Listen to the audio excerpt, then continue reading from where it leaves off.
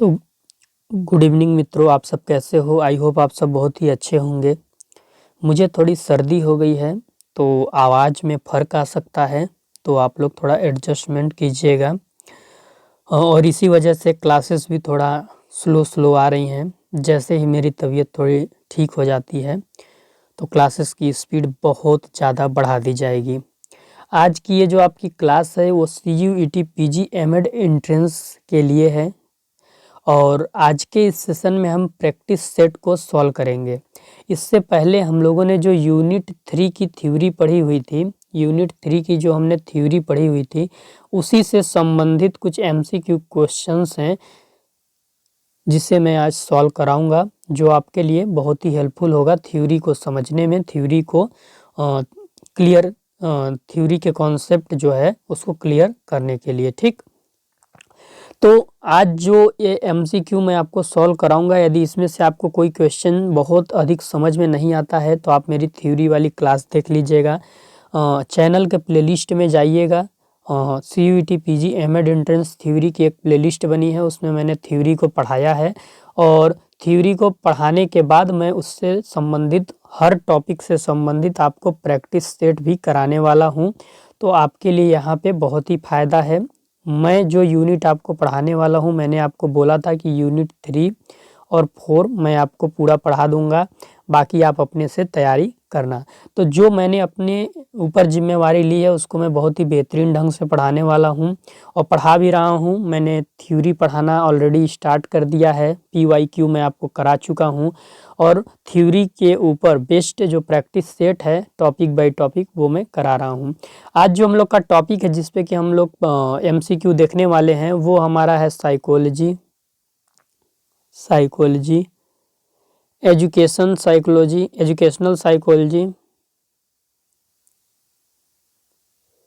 इसके बाद schools of psychology. ठीक, इन 3 टॉपिकों के ऊपर हम लोग 30 MCQ देखेंगे और इस 30 MCQ में मैं पूरी गारंटी देता हूं कि यहाँ से आपका 2-3 प्रश्न जरूर आपके एग्जाम में आएगा। अगर आपको ये MCQ कोई प्रश्न में बहुत ज़्यादा डाउट होता है तो आप मेरी थ्योरी की क्लास देख लेना, उसमें मैं बहुत ही अच्छे से समझाया हूँ। यदि आप चैनल पे नए होंगे तो चैनल को आप सब्सक्राइब कर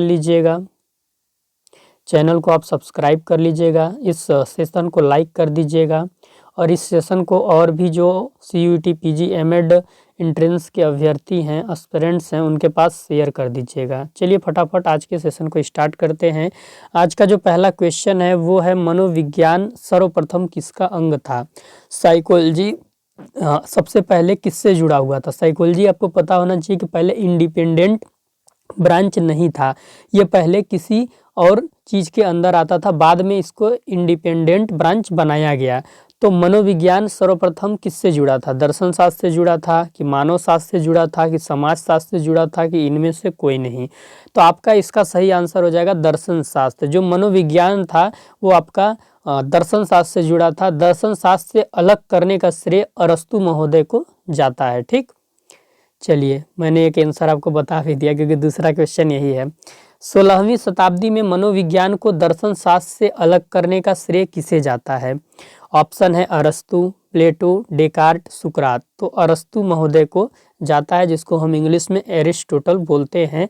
इन्होंने ही मनोविज्ञान साइकोलॉजी को फिलॉसफी से एक अलग ब्रांच बनाया। ठीक, इसके बाद जो तीसरा क्वेश्चन है, देखिए सही मिलान करना है।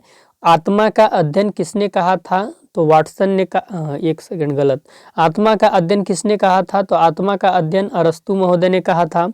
मन का अध्ययन पोम्पोनोजी ने कहा था। चेतना का विज्ञान विलियम वुंट ने कहा था। व्यवहार का विज्ञान वाटसन महोदय ने बोला था।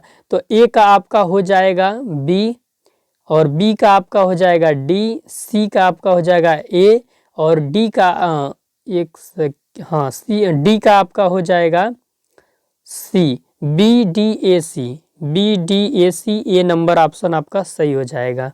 ठीक, चौथा क्वेश्चन देखिए, साइकोलॉजी शब्द का सर्वप्रथम प्रयोग किसने किया? साइकोलॉजी वर्ड का प्रयोग सर्वप्रथम किसने प्रयोग किया? तो वुडवर्थ ने 1582 में किया, नहीं, गलत हो जाएगा। स्किनर ने 1585 में किया, गलत हो जाएगा। अरस्तु ने 1586 में किया, गलत हो जाएगा। रूडोल्फ गोलेक नाम के एक मनोवैज्ञानिक थे जिन्होंने 1590 में साइकोलॉजी शब्द का सर्वप्रथम प्रयोग किया था। इसके बाद आपको क्या करना है, काल क्रम के अनुसार व्यवस्थित करना है, ऑर्डर करना है कि सबसे पहले साइकोलॉजी को मन का विज्ञान बोला गया, कि व्यवहार का विज्ञान बोला गया, कि आत्मा का विज्ञान बोला गया, कि चेतना का विज्ञान बोला गया। इस रूप में आपको ऑर्डर करना है कि पहले मनोविज्ञान को क्या बोला गया, फिर दूसरे नंबर पे मनोविज्ञान को क्या बोला गया, फिर तीसरे नंबर पे मनोविज्ञान को क्या बोला गया। इस रूप में आपको ऑर्डर करना है कालक्रम के अनुसार।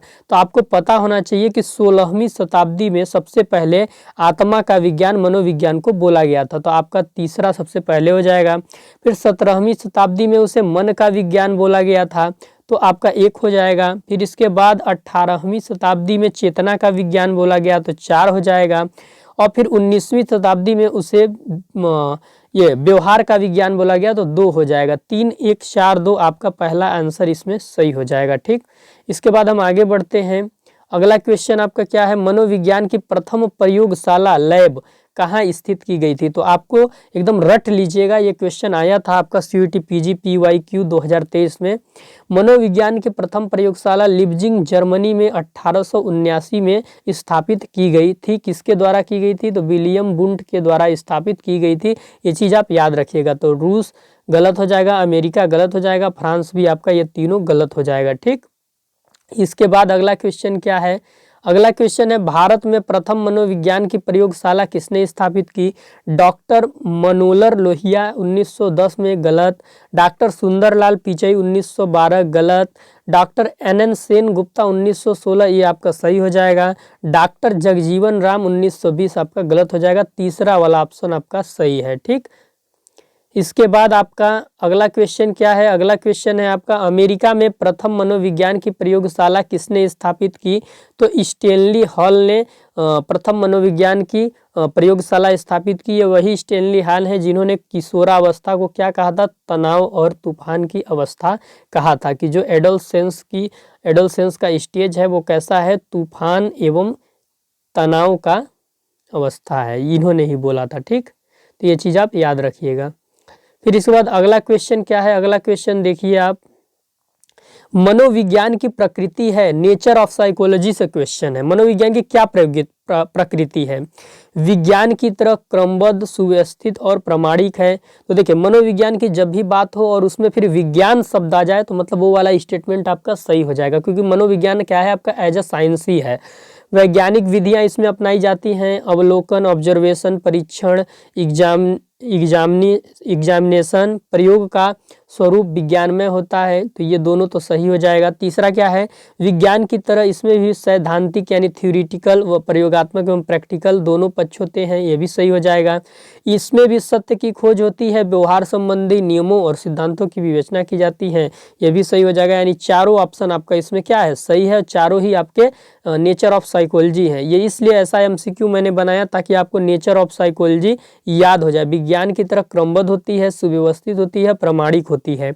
वैज्ञानिक विधियां अपनाई जाती हैं, इसमें अवलोकन, परीक्षण, प्रयोग का स्वरूप विज्ञानमय होता है, यानी अवलोकन, परीक्षण, प्रयोग वैज्ञानिक तरीके से इसमें किया जाता है। विज्ञान की तरह इसमें भी थ्योरेटिकल व प्रैक्टिकल दोनों एस्पेक्ट्स होते हैं। इसमें भी हम सत्य की ही खोज करते हैं, व्यवहार संबंधी नियमों को प्रतिपादित किया जाता है, साइकोलॉजी के द्वारा सिद्धांतों की विवेचना की जाती है। तो सही विकल्प का चयन कीजिए। तो A C B गलत हो जाएगा, B C केवल गलत हो जाएगा, A D केवल गलत हो जाएगा, A B C D चारों ऑप्शन इसका क्या है? सही है। ठीक, अगला क्वेश्चन देखिए, मनोविज्ञान व्यवहार का शुद्ध विज्ञान है, किसकी परिभाषा है? देखिए, परिभाषा से भी क्वेश्चन निकल के आता है, मैंने आपको बताया था। तो मनोविज्ञान व्यवहार का शुद्ध विज्ञान है, किसकी परिभाषा? तो व्यवहार की बात कौन करते हैं? व्यवहार की बात वाटसन करते हैं, तो आपका B नंबर इसमें सही हो जाएगा। बुटवर्थ गलत हो जाएगा, स्किनर गलत हो जाएगा, मैकडूगल आपका गलत हो जाएगा। तो परिभाषा आपको याद होगा, तभी आप ये सारे क्वेश्चन सही कर पाओगे। मनोविज्ञान व्यवहार और अनुभव का विज्ञान है, किसकी परिभाषा है?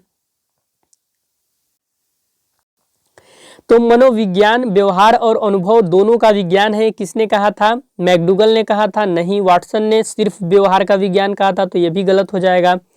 स्किनर ने कहा था या नहीं कहा था? देखेंगे, वुडवर्थ ने नहीं कहा था, यानी आपका स्किनर ने ही कहा है कि मनोविज्ञान व्यवहार और अनुभव का विज्ञान है, तो सी नंबर आपका ऑप्शन सही हो जाएगा। अब हम 12 नंबर क्वेश्चन देखते हैं। 12 नंबर क्वेश्चन क्या है? मनोविज्ञान आचरण एवं व्यवहार का यथार्थ विज्ञान है। भैया ये किसकी परिभाषा है? तो ये आपके मैकडूगल की परिभाषा है। स्किनर गलत हो जाएगा, वुडवर्थ गलत हो जाएगा, वाटसन गलत हो जाएगा। 13वां नंबर क्वेश्चन क्या है? मनोविज्ञान वातावरण के संदर्भ में व्यक्ति के क्रियाकलापों का वैज्ञानिक अध्ययन है। व्यक्ति के क्रियाकलापों का वैज्ञानिक अध्ययन है वातावरण के संदर्भ में, ये किसने कहा था? तो ये कहा है आपका वुडवर्थ ने, बी नंबर सही हो जाएगा। स्किनर बात करते हैं, बोलते हैं मनोविज्ञान व्यवहार और अनुभव का विज्ञान है। मैकडूगल बोलते हैं आचरण और व्यवहार का यथार्थ विज्ञान है। वाटसन बोलते हैं मनोविज्ञान व्यवहार का शुद्ध विज्ञान है। तो ये इंपॉर्टेंट परिभाषा थी 4, तो आप इसको याद कर लीजिएगा और आप और भी 10-15 परिभाषा याद करके जाइएगा। हो सकता है एग्जाम में इस बार बदल के परिभाषा दे दे। यहाँ से एक क्वेश्चन आना कंफर्म है, इसलिए आप ये परिभाषा जरूर याद कीजिएगा। शिक्षा में मनोविज्ञान की उपयोगिता का विज्ञान है। शिक्षा में जब हम मनोविज्ञान के नियमों को उपयोग करते हैं, मनोविज्ञान के तथ्यों को उपयोग करते हैं, तो वो कौन सा विज्ञान बन जाता है? शिक्षा मनोविज्ञान बनता है कि मनोविज्ञान बनता है कि मानव विज्ञान बनता है कि इनमें से कोई नहीं? तो जब हम शिक्षा में साइकोलॉजी के रूल फार्मूला को इम्प्लीमेंट करते हैं तो उसे हम क्या बोलते हैं? एजुकेशनल साइकोलॉजी बोलते हैं। तो पहला नंबर ऑप्शन इसमें आपका ये नंबर ऑप्शन सही हो जाएगा। 15वां नंबर क्वेश्चन क्या है? शिक्षा मनोविज्ञान की प्रकृति क्या है? नेचर ऑफ एजुकेशनल साइकोलॉजी की बात हो रही है। शैक्षिक समस्याओं का समाधान निकालता है आपका एजुकेशनल साइकोलॉजी, सही बात है। शिक्षा को अधिक उपयोगी तथा प्रभावशाली बनाता है एजुकेशनल साइकोलॉजी, सही बात है। प्रभावशाली अधिगम के तकनीक प्रदान करता है एजुकेशनल साइकोलॉजी, सही बात है। शिक्षार्थी यानी लर्नर के योग्यता क्षमता के अनुरूप शिक्षा की व्यवस्था करता है। एजुकेशनल साइकोलॉजी क्या करता है? आगे लर्नर के व्यवहार का अध्ययन करता है कि लर्नर का साइकोलॉजिकल तरीके से उसके व्यवहार का अध्ययन करता है और व्यवहार का अध्ययन करने के बाद उसकी क्या योग्यता है, उसकी क्या क्षमता है, उसके अनुरूप शिक्षा के पैटर्न की व्यवस्था करता है, शिक्षा का स्ट्रक्चर तैयार करता है। तो आपके चारों ही ऑप्शन इसमें सही हैं। चौथा नंबर आपका सही हो जाएगा, ABCD, ठीक। फिर इसके बाद 16 नंबर आपका क्वेश्चन क्या है? शिक्षा मनोविज्ञान की वह शाखा है जो सीखने और सिखाने की प्रक्रिया का अध्ययन करती है। ये बोल रहा है कि जो एजुकेशनल साइकोलॉजी है वो कैसे सीखा जाता है और सीखना क्या है। अधिगम और अधिगम की प्रक्रिया, लर्निंग और लर्निंग प्रोसेस दोनों का अध्ययन करती है शिक्षा मनोविज्ञान एजुकेशनल साइकोलॉजी। ये किसने कहा है, किसकी परिभाषा है? ऑप्शन में है आपका BF स्किनर, जेम्स ड्रीवर, यल थॉर्नडाइक, इनमें से कोई नहीं। तो देखिए शिक्षा मनोविज्ञान सीखने और सिखाने की प्रक्रिया है, ये आपके BF स्किनर जी बोले हैं, तो ये नंबर ऑप्शन आपका सही हो जाएगा। फिर इसके बाद है आपका शिक्षा मनोविज्ञान भूमिका निभाता है। What is a role of educational psychology? Educational psychology का क्या रोल है? शिक्षा की प्रकृति को स्पष्ट करता है, भाई एजुकेशन का नेचर क्या है। शिक्षा की रणनीति को बनाने में, टीचिंग स्ट्रेटजीज बनाने में एजुकेशनल साइकोलॉजी का अहम योगदान है। एजुकेशनल साइकोलॉजी के द्वारा ही हम शैक्षिक शिक्षा की रणनीति को बना पाते हैं कि क्लास में जाकर किस प्रकार से पढ़ाना है, कैसे क्लास को ऑर्गेनाइज करना है, तमाम चीज़ें। अधिगम के सिद्धांत का जन्मदाता शिक्षा मनोविज्ञान है। एजुकेशनल साइकोलॉजी में ही लर्निंग के थ्योरी हम पढ़ने को पाते हैं। दर्शन के सिद्धांत का स्रोत तो नहीं, दर्शन आपका शिक्षा मनोविज्ञान से नहीं आता है, बल्कि शिक्षा मनोविज्ञान दर्शन से आता है। तो चौथा नंबर गलत हो जाएगा और तीनों ABC आपका सही हो जाएगा। तो केवल ABC आपका पहला नंबर ऑप्शन सही हो जाएगा, बाकी 3 नीचे के गलत हो जाएंगे। अब देखिए 18 नंबर क्वेश्चन क्या है? संरचनावाद के जनक हैं। संरचनावाद क्या है? इंग्लिश में बोलते हैं स्ट्रक्चरलिज्म। और संरचनावाद आपका मनोविज्ञान का एक संप्रदाय है। क्या है? मनोविज्ञान का एक संप्रदाय है। इंग्लिश में बोलेंगे तो स्कूल्स ऑफ साइकोलॉजी है, मनोविज्ञान का संप्रदाय है, ठीक। इस पे मैंने एक लेक्चर लिया है स्कूल्स ऑफ साइकोलॉजी पे, उसे जरूर देखिएगा, यहाँ से क्वेश्चन जरूर आता है। तो संरचनावाद के जनक आपके कौन है? संरचनावाद स्ट्रक्चरलिज्म ये बोलता है कि मन के स्ट्रक्चर का हम अध्ययन करेंगे और मन के स्ट्रक्चर का अध्ययन करने के लिए हमें चेतना का अध्ययन करना पड़ेगा और चेतना का अध्ययन करने के लिए हम अंतःदृष्टि दर्शन अंतःदर्शन विधि का उपयोग करेंगे। तो यानी ये स्ट्रक्चर का अध्ययन करता है कि मनोविज्ञान क्या है, संरचना का अध्ययन है, मस्तिष्क के संरचना का अध्ययन है। तो William Wundt, E V Titchener, William James, John Dewey, कौन सही होगा? तो विलियम वुंट आपका इसमें सही हो जाएगा। अगर ऑप्शन में विलियम वुंट नहीं है तो आप ईवी टीचनर को टिक लगा सकते हैं। 19वां नंबर क्वेश्चन क्या है, मनोविज्ञान का पहला संप्रदाय कौन है? तो पहला संप्रदाय आपका संरचनावाद है, जिसको हम इंग्लिश में स्ट्रक्चरलिज्म बोलते हैं।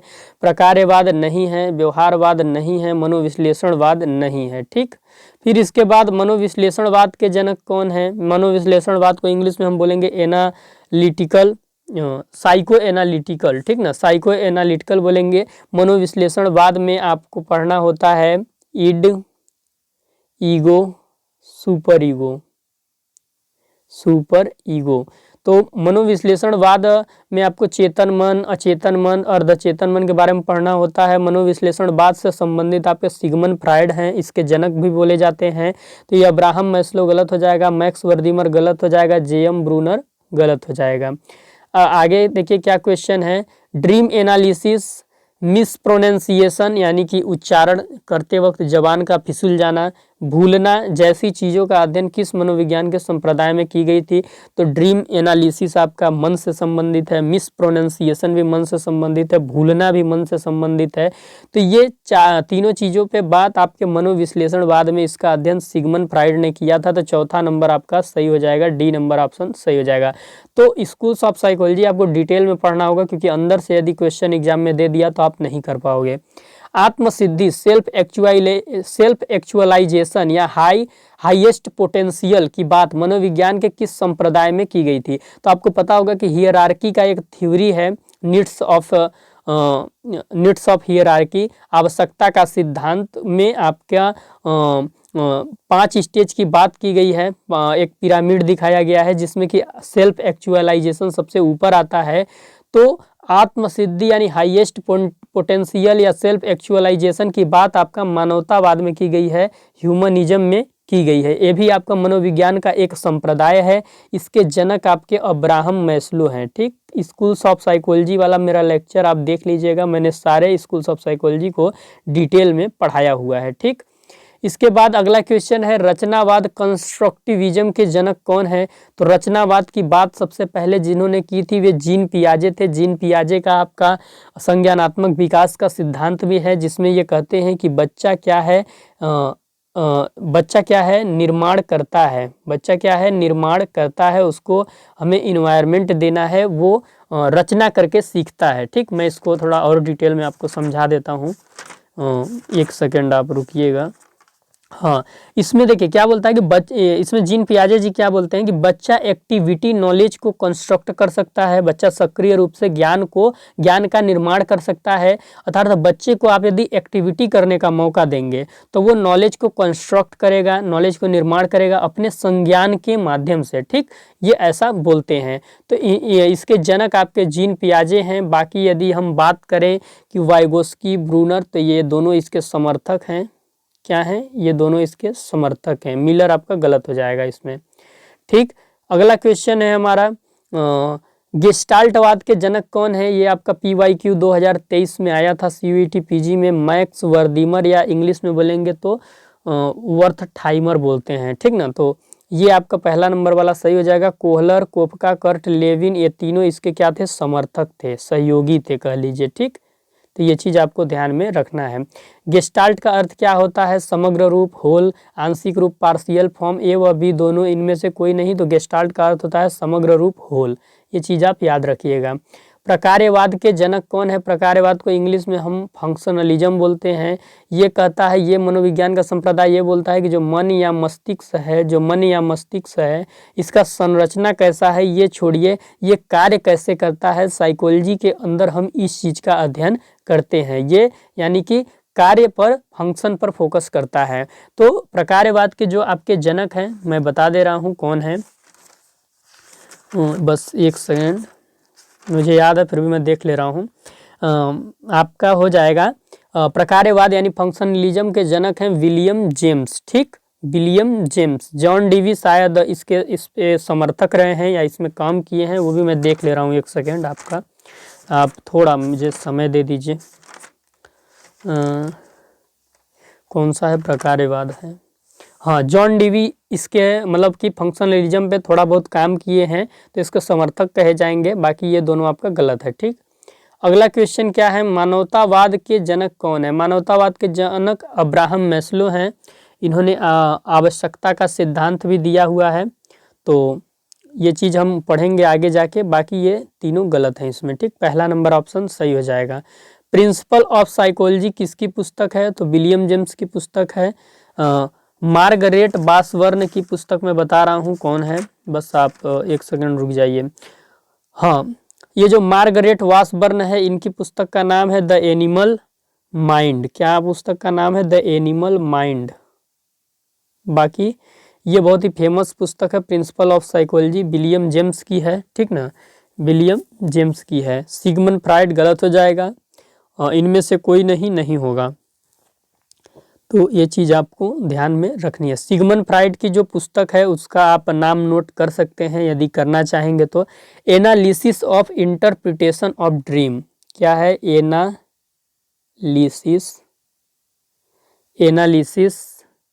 Analysis of interpretation of dream, Sigmund Freud की पुस्तक का नाम है। ठीक ना, तो नोट कर लीजिएगा, हो सकता है पूछ दे। व्यवहारवाद के पूछ रहा है समर्थक कौन है? तो व्यवहारवाद के जनक तो वाटसन है। बीएफ स्किनर इसके समर्थक हैं। पावलाव भी इसके समर्थक हैं, क्योंकि ये बीएफ स्किनर और पावलाव ने व्यवहारवाद के अंदर लर्निंग की थ्योरी दी हुई है। किसकी थ्योरी दी हुई है? लर्निंग की थ्योरी दी हुई है। तो ये आपका चौथा नंबर ऑप्शन सही हो जाएगा, उपरोक्त सभी। फिर इसके बाद अगला और आज का लास्ट क्वेश्चन है, मनोविज्ञान के संप्रदाय इनमें से हैं। तो देखिए, मनोविज्ञान के टोटल आपके 8 संप्रदाय हैं, और इन 8 संप्रदायों को आपको याद रखना है दिमाग में, क्योंकि यहाँ से 1-2 क्वेश्चन आना जरूरी है, और पिछले साल पूछा भी गया है। तो संरचनावाद आपका पहला संप्रदाय है, जिसके जनक आपके वुंट हैं, याद करते जाइएगा।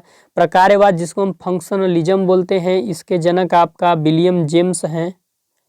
फिर इसके बाद व्यवहारवाद आता है, व्यवहारवाद के जनक आपके वाटसन हैं। कौन है? वाटसन। मनोविश्लेषणवाद, जिसको हम साइको एनालिटिकल बोलते हैं, फ्रायड हैं, सिगमंड फ्रायड। मानवतावाद, जिसको हम ह्यूमनिज्म बोलते हैं, मैस्लो हैं, अब्राहम मैस्लो इसके जनक। गेस्टाल्टवाद, मैक्स वर्दीमर हैं, ये तो आप पढ़े ही हो, पिछले साल आया भी था। संज्ञानवाद के आपके ब्रूनर हैं, जिस संज्ञानवाद को इंग्लिश में हम कॉग्निटिविज्म बोलते हैं। रचनावाद, कंस्ट्रक्टिविज्म, पियाजे इसमें जनक हो जाएंगे। ठीक, तो ये चीज़ आप ध्यान रखिएगा। इसका मैंने शॉर्ट ट्रिक भी बताया था इन 8 संप्रदायों को याद करने का।